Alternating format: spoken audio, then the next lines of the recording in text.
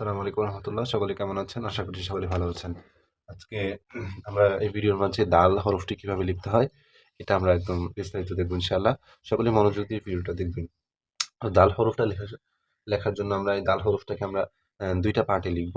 ২ টা পার্টে লিখতে গেলে আমাদের নোক্তার পরিমাপটা আগে দিয়ে নিতে হবে। দিয়ে নেওয়ার পর আমরা ২ টা পার্টকে লিখব আরকি।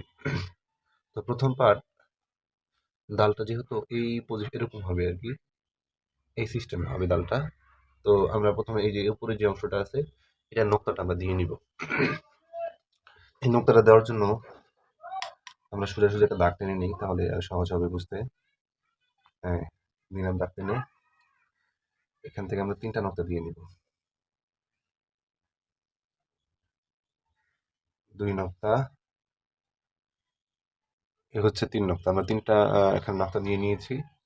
এই ৩ টা নোক্তা এই পাশে আমরা একটা দাগ টেনে দিই, একটা ঘর। এই ৩ টা নোক্তার মধ্যে আমরা একটা সীমাবদ্ধ করে দেই, যাতে ৩ টা নোক্তার বাহিরে আমাদের দাল হরফের ১ম অংশটা না চলে যায়।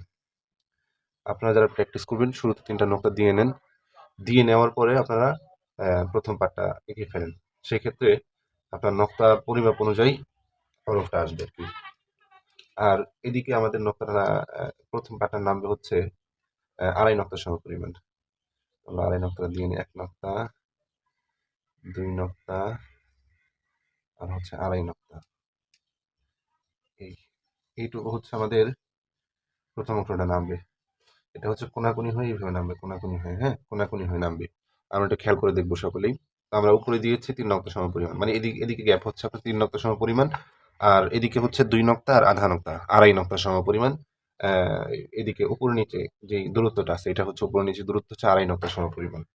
আচ্ছা, আমরা কোনাকুনি যে অংশটা আছে একটু বানিয়ে নিই, তাহলে ইনশাআল্লাহ বুঝতে পারব।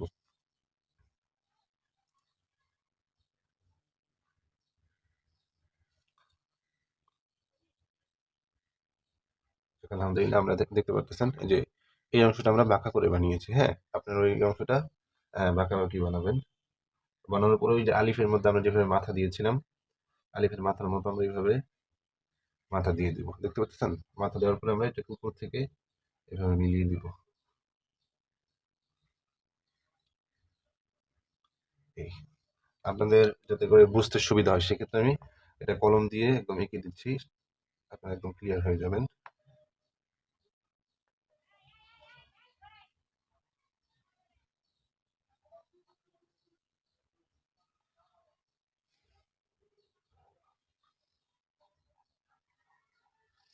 যাক আলহামদুলিল্লাহ, এটা হচ্ছে আমাদের দাল হরফের ১ম অংশ। তো আমরা একটু দাল হরফের ১ম অংশটা আমরা বুঝি।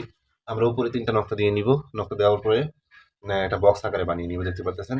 চারদিকে একটা বক্স আকারে হয়েছে। বক্স আকারে এদিকে হচ্ছে আপনার বক্সটা হবে ৩ নক্তার সমপরিমাণ।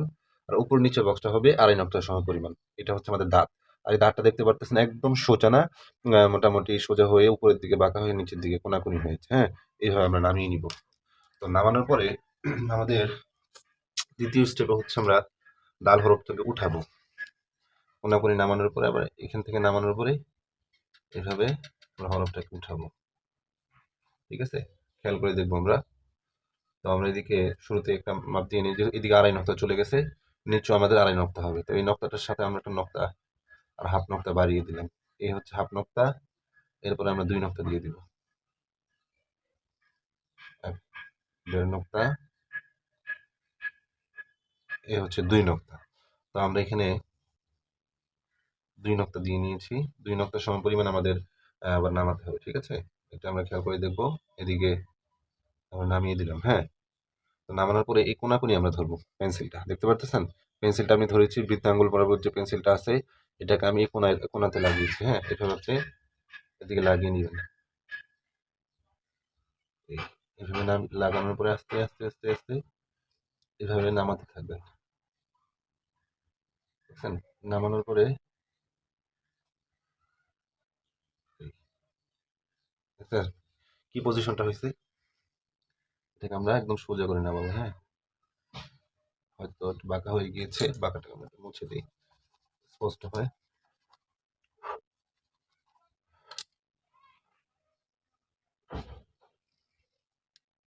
এভাবে সোজাসুজি করে, হ্যাঁ? একদম কোনাকুনি সোজাসুজি করে আমরা এভাবে এটাকে নামানোর পরে এই পজিশন। তারপরে এই যে এই কোন কি বলে এটা, শাহাদাত আঙ্গুল বড় যে পেন্সিলটা আছে, এটা দিয়ে আমরা এইভাবে মাথাটাকে ড্র করে নিব। এটা এই মাঝ বরাবর পর্যন্ত আমরা ড্র করবো, হ্যাঁ। এই যে মাঝ বরাবর আছে, মাঝ বরাবর করে আমাদের কোণাটা হবে। কোণাটা আমরা হাতে এইভাবে ড্র করে দেব।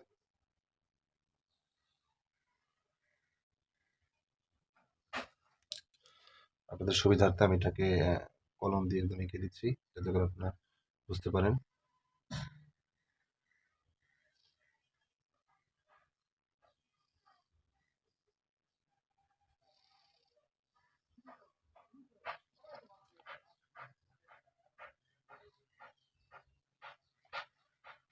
তো দেখতে পারলেন যে আমি এটা দালের যে দ্বিতীয় স্ট্রাকচারটা আছে বা দ্বিতীয় ধাপটা আছে, এটা আমি এঁকে নিলাম।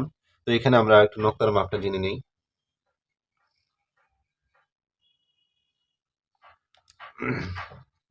এখানে যে বাঁকা অংশটা হচ্ছে আর কি, এখানে যে বাঁকা অংশ বা আমাদের এই অংশ থেকে এই বাঁকা অংশের শেষ পর্যন্ত যে দূরত্বটা আছে, এটা হচ্ছে আমাদের প্রায় ১ নক্তা সমপরিমাণ। এটা আমরা অবশ্যই খেয়াল রাখবো, যাতে করে আমাদের নক্তার পরিমাপটা ঠিক থাকে। ঠিক আছে? নক্তার পরিমাপ দিয়ে আপনি প্রত্যেকটা হরফ লিখলে প্রত্যেকটা হরফের স্ট্রাকচার সুন্দর হবে, এবং যখন আপনি ক্যালিগ্রাফি করবেন তখন প্রত্যেকটা হরফ সুন্দর দেখা যাবে। তো আমরা এখানে পেয়েছি ১ নক্তা, ২ নক্তা, হাফ নক্তা। এখানে হাফ, এখানে হাফ। তাহলে এখানে ৩ নক্তা ধরি আমরা। ৪ নক্তা, ৫ নক্তা। তাহলে মোট দূরত্ব হচ্ছে আমাদের ৫ নক্তা সমপরিমাণ। উপরে হচ্ছে ৩ নক্তা। ৩। আর এখানে হচ্ছে আমাদের ৪ নক্তা সমপরিমাণ দূরত্ব। ঠিক আছে? এখানে আমরা ৪ টা নক্তা দিয়ে নিব। তাহলে ইনশাআল্লাহ আমাদের যে দাল হরফটা আছে, এই হরফটা লেখার আমরা শুরু জেনে গেলাম। ১ নক্তা, ২ নক্তা, ৩ নক্তা, এ হচ্ছে আমাদের ৪ নক্তা। হ্যাঁ, এটা হচ্ছে আমাদের দাল লেখার নিয়ম। তো আমরা বেশি, বেশি প্র্যাকটিস করব। কেউ যদি কোনো বিষয় না বুঝে, ইনশাআল্লাহ আমাকে পার্সোনালি নক করতে পারেন। এবং আমাদের এই আগামী ঈদের পরবর্তী ২ দিন পর আরকি, ঈদের ২ দিন পর আমাদের অনলাইন ব্যাপী ৩ দিন ব্যাপী একটা কোর্স শুরু হচ্ছে। এখানে আপনি কিভাবে প্রশ্ন করবেন, কিভাবে লোগো ডিজাইন করবেন, কিভাবে মোবাইলের মাধ্যমে আপনি আরবি ক্যালিগ্রাফি কম্পোজিশন করবেন। তারপরে হচ্ছে আপনার কিভাবে আপনি একটা পোস্টার ডিজাইন করবেন, ব্যানার ডিজাইন করবেন। যাবতীয় অনেক কিছুই মোবাইল সংক্রান্ত। কারণ সকলের কাছে আসলেও কম্পিউটার থাকে না। ফোনটা সকলের কাছেই থাকে। আমরা যারা মাদ্রাসা বাড়ি, আমরা যারা খেদমত করছি বা খেদমত করার নিয়ত আছে, সেক্ষেত্রে আমাদের প্রশ্নটা কিন্তু করতে হয়। এটা আমাদের অনেক গুরুত্বপূর্ণ।